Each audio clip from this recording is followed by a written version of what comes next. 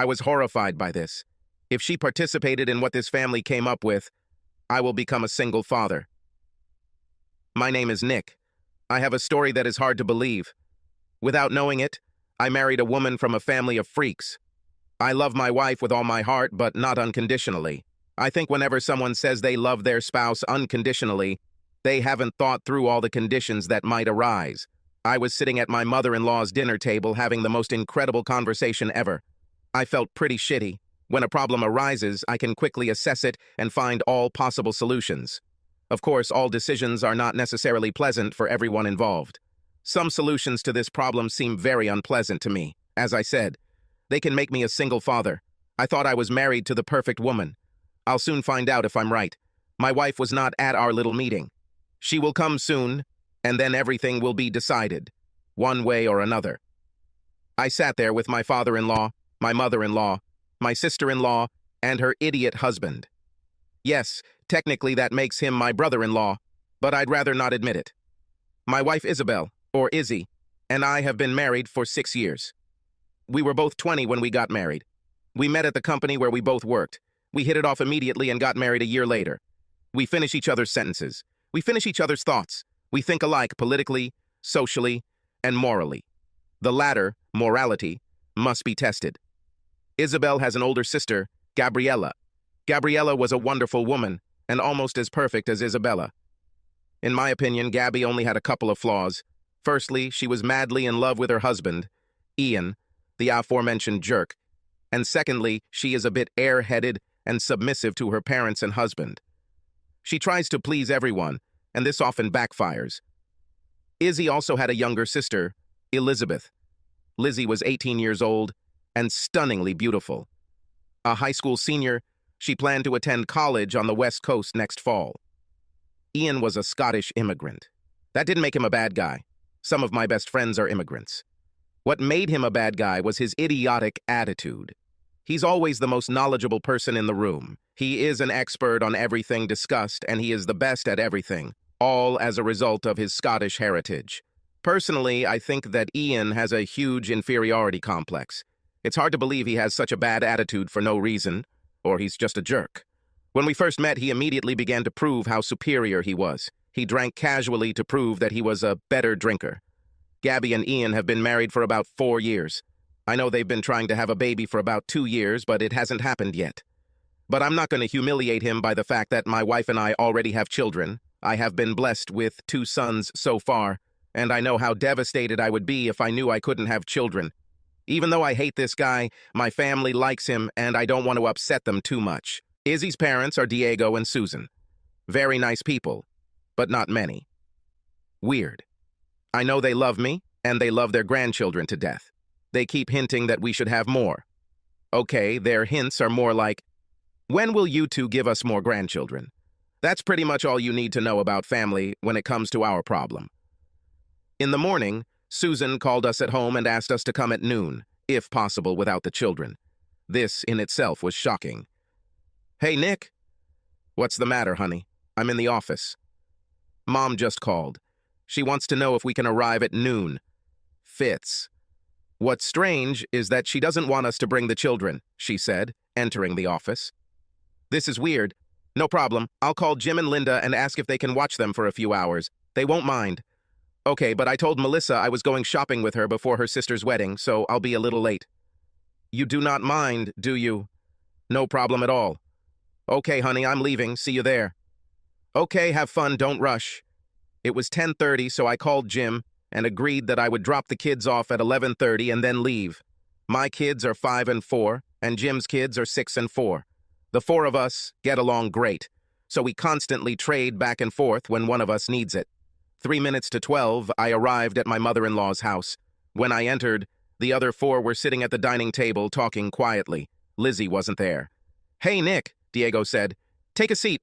I sat at the far end of the table, Diego on the other, Susan on my left. Next to Diego, Ian on Diego's left, opposite Susan, and Gabby next to Ian, just to my right. To my left was an empty seat where Izzy usually sat. It looks pretty ominous, I said. I hope everything is okay. Yes and no, Nick, Diego answered. No one dies, but what we need to discuss is certainly extremely important. Wow, maybe we should wait for Izzy. I could call her and ask her to come over immediately. She is shopping with her friend. Susan said, "No, Nick, it's okay. I know how Izzy feels about this. Maybe it's better to talk to you about it first. I didn't like being set up by Isabel." Wait, did Izzy know about this? Did she know that you just wanted me to be here and not her? No, Susan answered quickly. But I know my daughter and the way she thinks. So it's much more important for us to talk to you. Ian looked smug. He had a very annoying smirk on his face. He clearly knew something I didn't, and he knew I wouldn't like it. Gabby looked damn excited. She was pale and held her hands on her chest as if she were frozen. "Nick," Susan began, "we have a problem. We as a family can solve this problem. We would like to get your consent before we do so."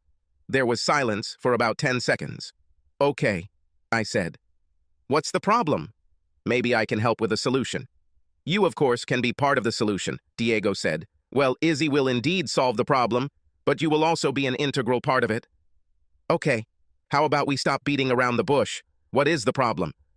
"Nick," Susan began, "a few days ago, Gabriella received an answer from her infertility specialist. She can't have children. She cannot have children of her own and cannot carry a child to term." Gabby sobbed softly and hugged herself tighter. "Gabby, I'm so sorry to hear that. I know how much you hoped for children, but there are other options. You guys can always adopt." Susan cut me off. "We know about these options, Nick. We already have a solution." "That's great, Mom. I'm glad to hear it. If you already have a solution, what's the problem?" "Nick," said Diego, "you know about Ian's origins. He is the last man of his kind. It is important that he can father a son with his own bloodline to continue the bloodline and family name." "Of course, Dad. I heard it. But I don't know how you think I can help. For Gabby's sake, I tried to remain serious. I really didn't care about Ian's bloodline. I thought maybe his bloodline should die out, just in case his jerk is hereditary." "Well, Nick, we all understand how important this is to Ian and his clan in Scotland, so we know the answer to this problem. The only question is how best to achieve this." "Well," I replied, "I would say that perhaps Ian should consider having a viable egg fertilized with his sperm and then implanted into a surrogate mother. Then his child will be born to the surrogate mother. It seemed to me that it was not so difficult, as simple as shelling pears." Susan looked at me with a shocked expression. "Nick, are you suggesting that our next grandchild should be a test tube baby? You told me Ian had a problem. I just gave you the solution to the problem. Besides, it won't be a test tube. But, Nick, the child will not have our blood. My grandson wouldn't really be my grandson," she said. I looked at her, and a surprised expression appeared on my face. "So you want to say that if they go down the path of adoption, you will not accept the child into the family?" She realized how terrible that sounded and tried to back away. "Well, no, that's not what I meant. But we believe it is important that the child has the blood of not only Ian, but also our family." "Unfortunately, Mom, I don't understand how this is possible. Unless, of course, he divorces Gabby and marries Lizzie." "No, Nick, there is a way. It's Izzy who can solve the problem." "Well," I replied, "I'll have to talk to Izzy, but I think she could donate the egg for fertilization and then place it in a surrogate." "No, Nick, it's too clinical and impersonal. A child must be created with love." "Well, there are no other options," I said. Only Susan spoke. Everyone else stared at the table. "Nick, Isabel can give them the child they need. She's in the family, so our blood will be in the child. She will do this for her sister and her husband." "Susan," I answered, without using the word mother, "just to be clear, are you suggesting that Izzy and Ian have a baby together?" "Nick, this makes sense. Child." At that moment, I started laughing out loud. I laughed so hard, they all stared at me. My wife will never give birth to a child from Ian. Susan was still the only one speaking, which led me to believe it was her idea. "Nick, this isn't funny. Ian must continue his family tree and family name, and we want the child to have our blood. Since Gabby cannot have children of her own, she will still raise a child of her own blood. We discussed all this, and this is the only way out. Everyone wins." "Susan, you didn't answer my question about who pays the bill." Not funny. This was getting serious. I already knew I wouldn't let my wife do this, but I wanted to hear their plan. "Well, you have good insurance that will pay for everything. Then I should be listed as the father." "Well, yes. Then, when the baby is born, You and Isabel will give it up for adoption to Ian and Gabby. Sorry, but my wife is not going to undergo artificial insemination. She won't have to, Nick. The child will be conceived through love, as every child should be. Now I was starting to get angry. The gloves were off, and I was much less worried about hurting feelings.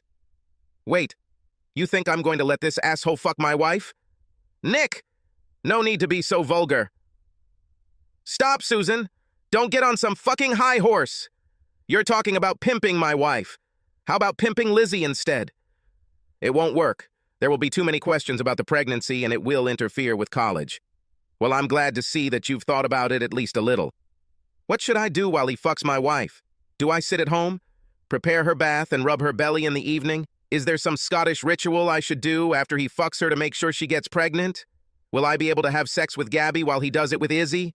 When Izzy gets to the point where sex isn't possible, will I be able to continue having sex with Gabby? Or maybe you, Susan? What about you? Are you in on the deal?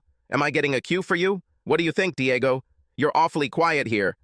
Listen, Nick, I don't like this any more than you. I beg to differ, Diego. No more mom and dad for me. I'm pretty sure no one here loves it less than me. I notice that none of you are answering any of my questions. Gabby spoke for the first time.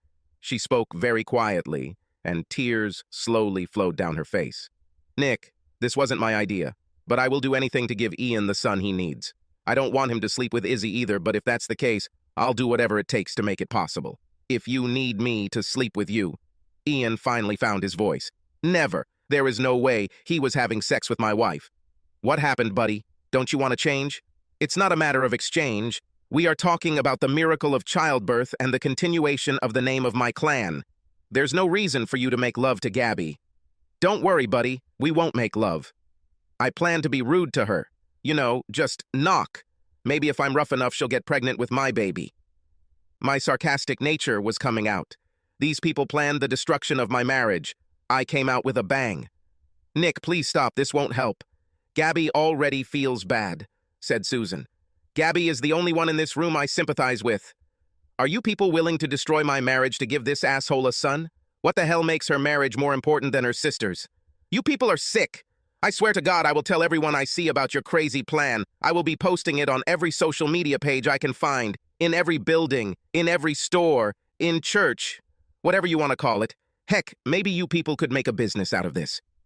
Ready to confuse our daughters for a just cause. I can't believe Izzy thought I'd be okay with this. She knows how I feel about... Wait, is Izzy involved in this? Does she know? Izzy knows how important it is for Gabby to give birth to Jan's son. I know she will agree with this 100%. Our family sticks together. We help each other, and so does Isabel. It's not your decision, Nick. I know how hard it is for you, but you will see that this is the best way, and everything will work out. Susan, perhaps I wasn't clear enough. Izzy won't do it like my wife. You're right. She can do this without my blessing, but if she does this, we will get divorced. Gabby sobbed. I won't agree to this, no matter what you offer me. No amount of sex with Gabby or you or Lizzie will make me agree. If Izzy agrees to this, my connection with this family will end. My children will know exactly what you psychos did to their parents' marriage to get that idiot to have a son. Nick, you don't understand. I cut her off again. What I understand, Sue, is that you have no respect for me or my marriage. As much as I love Gabby, and I do, she is by far the best person here. I will not sacrifice my marriage so her husband can have a son with her blood by proxy. When Izzy gets here, and she will soon, just remember that you're asking her to ruin her marriage for her brother-in-law's vanity. A real man would not make such demands on his wife as Jan does. I think if this asshole really loved his wife as much as he says he does, he would never even think about ruining her sister's marriage. Hey, said the asshole, it wasn't my idea. I just need a son. It was her idea, he nodded at Susan, to do it this way. Look at your wife, you shit instead of brains. She looks like she's okay with it. You can finally say no to this. At that moment, the front door opened and Izzy walked in. Silence reigned in the room. Gabby was quietly sobbing, Diego was looking at the table, Susan was looking a little angry that things weren't going as planned, and that idiot was glaring at my wife. The wife immediately approached Gabby and began to hug her. Gabby, what's wrong? Are you okay? She looked around the room, then stopped at me. Nick, what's going on? Everything is fine? What happened to my sister? Gabby, Everything will be fine. Isabel, I said, please tell me you didn't have a hand in what's happening here. I do not understand what you're saying. Mom told us to come to some important meeting. What's happening? Why is Gabby crying? Okay, I said. I think you're already awake, Sue. I think I'll soon find out where I am. Izzy looked at me in complete confusion. Nick, what are you talking about? What does it mean? Have a seat, Izzy. This is about to get interesting. Ian has a problem, and your mom decided it was your responsibility to solve it. Izzy turned to her mother, who was looking at me with anger and challenge in her eyes. I hoped I knew Izzy well. Mom, what the hell is going on? Isabel, dear, a few days ago, Gabby received a response from a fertility specialist. They told her that she and Ian would not be able to have a child. They said the chances of her being able to give birth were infinitesimal. This won't happen. Izzy looked at Gabby. Gabby, I'm so sorry. Although there must be other options. You can always adopt. Great minds, Izzy, I said. That's what I said. Isabel, this is not the solution we came up with. Wow, hang in there, Susie, I said. Izzy had never heard me call her mother Susie, and she looked at me like I had two heads. Don't say we, Susie. I wasn't on that shit show.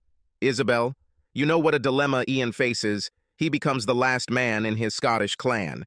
We have a solution that will give Ian the son he needs so Gabby can raise a child with her blood in her. Will Lizzie carry the baby for them?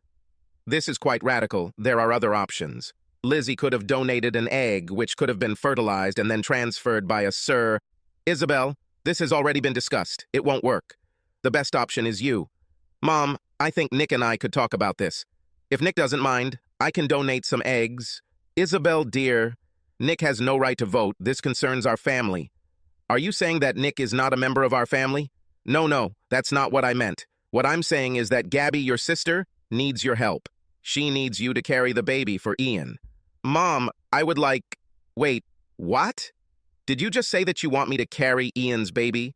She turned to me and laughed very nervously. I had a, how about it, expression on the face with raised eyebrows. Nick, is this a joke? No, honey, this is not a joke. Not only does your mother expect you to carry Ian's child, but she also believes that you should conceive the child the old-fashioned way. Izzy burst out laughing. She covered her face with her hands and laughed for about 10 seconds. When she calmed down, she looked at Ian, who was beet red and angry that she was laughing at the idea of having sex with him. Izzy turned and looked across the table at Gabby. Gabby, I love you so much. There's almost nothing I wouldn't do for you. One of the things I wouldn't do is sleep with Ian. I wouldn't do it even if Nick said it was okay. I love you so much, but I won't risk my marriage so Ian can have a son. Susan tried again. Isabel, please think about it. Don't make hasty decisions. Mom, listen to me. At this point, I can promise you that your relationship with Nick is forever damaged. I'm sure you'll never hear him call you Mom again. It's no secret that Nick and Ian don't get along very well. And now it's going to get even worse. I know it wasn't Gabby's idea. And I'm sure Nick knows it too, so I hope it doesn't affect their relationship. In any case, he will feel sorry for her.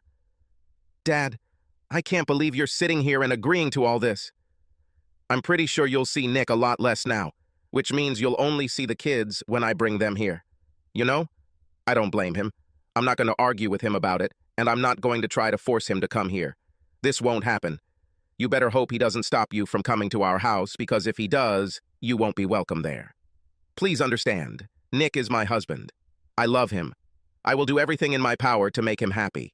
There is no competition between you and Nick. Nick always wins. I will never do anything to break his heart. I will never cheat on him. Nick, I want to leave. Can we go? That's right, honey. Gabby, I'm so sorry about your situation. Please call Izzy later or just stop by anytime you want. The rest of us probably shouldn't come to us. I think we'll leave this for a while and then discuss it again. I stood up and Izzy hugged me tightly. When she stepped back, Gabby came over to me too, gave me a big hug, and kissed my cheek. Nick, I'm so sorry that this happened. It's okay, Gabby. I love you and your sister loves you and we are both always with you. 6 months later, I heard the front door open and slam shut. Nicholas, are you home? I'm in the office. What's the matter? I was scared when she called me by my full name. The news was either very juicy or very bad. Let's go to the kitchen. I need to talk to you while I cook dinner. I walked into the kitchen and leaned my back against the counter. Okay, beautiful, what happened? You won't believe what happened. I talked to Gabby today, and it turns out she's not sterile. Wait, what? What about doctors? Well, obviously Gabby misunderstood what she was told. You know how airheaded she is. When they said she couldn't have a child, they meant Ian. He is barren. His sperm is not viable. Gabby is fine. Oh, this is amazing. Has your mother already decided who will be allowed to get her pregnant? Very funny. She and Ian were almost done. She was really tired of his crap. She said even his Scottish accent was starting to get on her nerves. Well, it's for the best for her. Thanks for hanging out and listening. If you liked the story, hit that subscribe button and give us a thumbs up. Make sure to check out our other wild tales right here on the end screen. Catch you in the next story.